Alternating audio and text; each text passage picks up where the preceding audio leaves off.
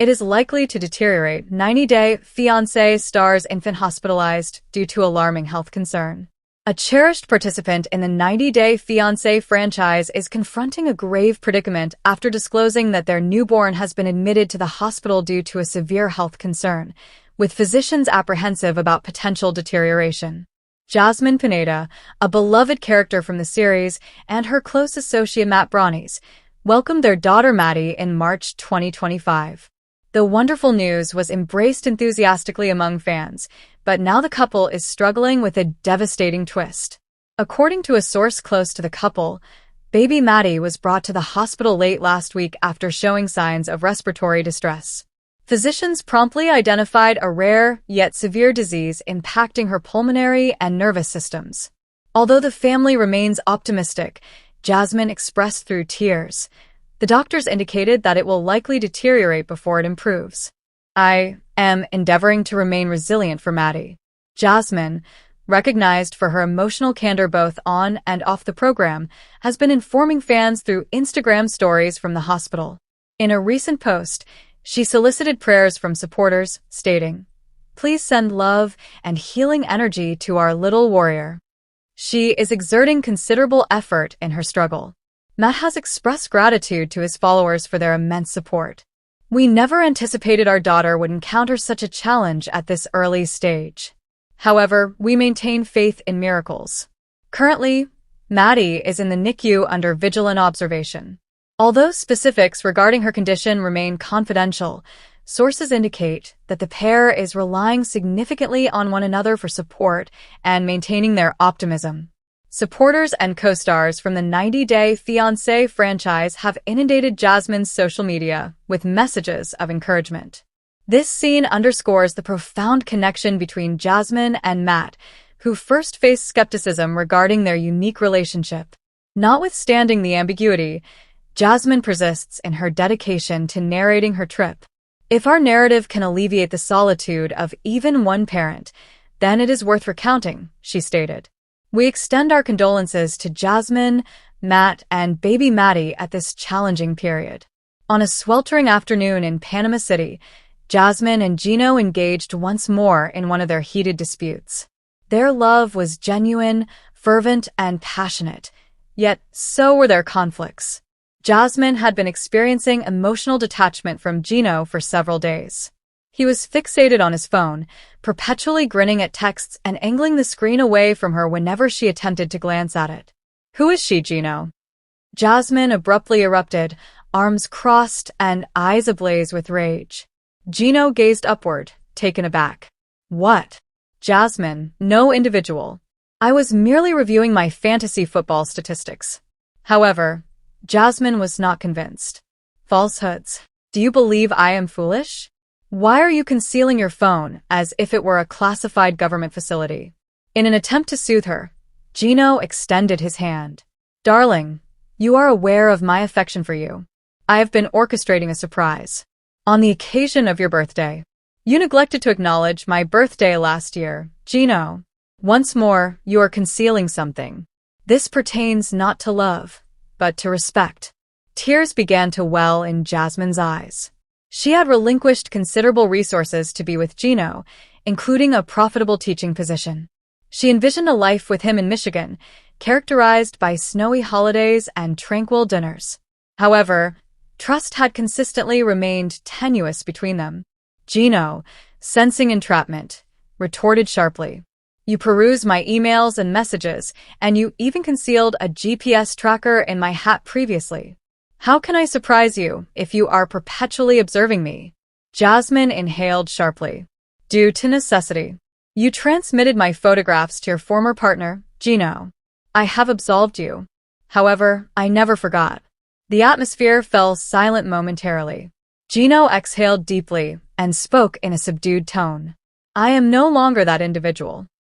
I purchased tickets for us. Destination, Paris. I intended to propose to you at the Eiffel Tower." Jasmine's lips quivered. She did not anticipate that.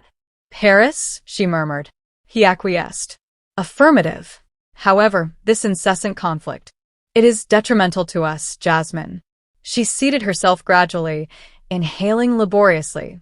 The tempest within her heart persisted, yet perhaps, just perhaps, a glimmer of sunlight remained in their affection.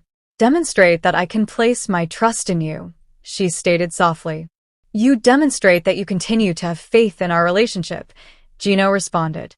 They reclined together on the tattered sofa of Jasmine's apartment, fatigued yet still clasping hands. In that moment, between the tension and tenderness, they discerned a profound truth. Love transcends mere passion. It pertains to selecting one another, even throughout the most challenging days. As Jasmine's phone vibrated with a message from an unidentified number designated Miguel, Miami trainer, Gino's gaze intensified. "Who is Miguel?" Jasmine exhibited a smirk. "You now comprehend the sensation." Nevertheless, it was merely 3 weeks prior to the wedding. Jasmine Pineda had ultimately established residence in Gino Palazzolo's unpretentious Michigan home following months of long-distance affection, video communications, and emotional upheavals. They endured allegations of infidelity, familial discord, and cultural conflicts. However, nothing equipped Jasmine for what was about to transpire. On a frigid morning, Gino stood uncomfortably in the kitchen, grasping a manila package. Jasmine was consuming her matcha tea, enveloped in her satin pink robe. "Darling, may we converse?" Gino's voice exhibited anxiety. Jasmine pivoted, beaming. "What is it, my dear?" He paused, gazing at the ground. "It is a recommendation from my family and legal counsel. It is merely documentation. No emotional content. Merely a prenuptial agreement." Jasmine's smile became rigid. "What is that?" "A prenuptial agreement. This serves as a safeguard for both of us in the event that circumstances do not unfold favorably in the future," Gino stated hastily, already lamenting the way it was expressed. Jasmine's expression shifted from bewilderment to fury in only seconds. "Do you believe we will not succeed? Do you believe I arrived here to acquire your funds?" Negative. It is not as you perceive, Jasmine. Kindly do not misconstrue my intentions. It is merely, what is it, Gino? After all I have suffered to get here, abandoning my employment, my family, my homeland, you provide me with this document as if I were a gold digger? Gino was rendered speechless. Jasmine exited the kitchen abruptly, securing herself in the guest room. Cameras recorded her weeping on the bed, murmuring, "He lacks trust in me. Despite the passage of time, he continues to harbor suspicions about me." In the ensuing days, the atmosphere in the house became laden with stress. Jasmine spoke infrequently. Gino again attempted to apologize, elucidating that his previous financial errors and pressure from his brother instilled fear in him. However, Jasmine's heart was shattered. "I desired a spouse who has faith in our relationship," she stated, "not someone who contemplates divorce prior to our nuptials." The wedding was abruptly on the verge of failure. However, an unexpected turn of events occurred. In a couples therapy session organized by TLC, Jasmine expressed her anxieties over abandonment and betrayal. Gino, with tears in his eyes, confessed that he was also fearful of being exploited, fearful of losing everything once more like he had in his previous relationship. In an uncommon instance of candor and openness, they achieved a compromise. "I will endorse it," Jasmine stated, her voice quivering. "Not due to my agreement with it, but because I have greater faith in us than in a trivial document." Gino bestowed a kiss upon her hand. "I will obliterate it if you desire. I desire a sense of security. I did not intend to cause you pain."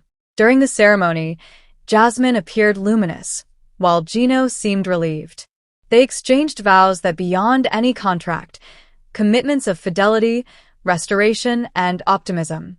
Ultimately, the prenuptial agreement was not the adversary. Fear existed. However, love triumphed once more. Nonetheless, following months of quiet, grief, and long-distance uncertainty, Jasmine Pineda and Gino Palazzolo reunited, this time in the lively core of Panama City. Nearly 6 months had elapsed since Jasmine departed from Gino, unable to absolve the treachery she perceived when he requested her to endorse a prenuptial agreement.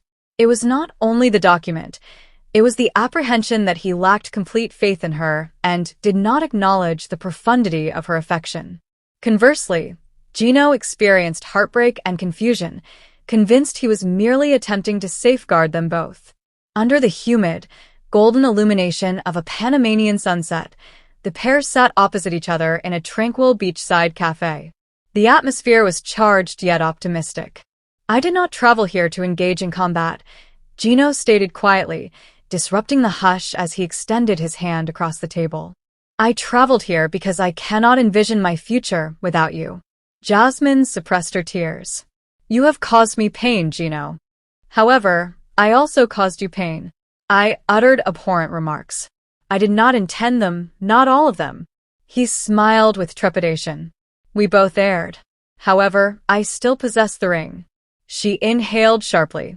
Gino retrieved the little blue velvet box and opened it, disclosing the identical ring he had previously presented to her on a rooftop. "I retained it because I instinctively understood that our journey was not yet complete." Jasmine exhibited hesitation. "Do you still desire the prenuptial agreement?" Gino negated with a shake of his head. "I desire trust. I desire transparency. If we develop from that foundation, we do not require documentation to safeguard our affection." Silence enveloped them, punctuated just by the gentle crashing of waves in the background. Subsequently, Jasmine extended her quivering palms towards the ring. "Then place it upon me once more, Gino. However, on this occasion, let us execute it correctly." They proceeded without haste. They devoted the subsequent weeks to re-establishing their connection, engaging in conversation, preparing meals collaboratively, visiting Jasmine's relatives, and participating in salsa classes in the city center. Despite ongoing disputes and cultural conflicts, there was also humor, fervor, and a novel element: comprehension. One evening, while strolling hand in hand through Casco Viejo, Gino addressed Jasmine. "Do you believe in opportunities for redemption?" Jasmine beamed. "I advocate for the pursuit of love."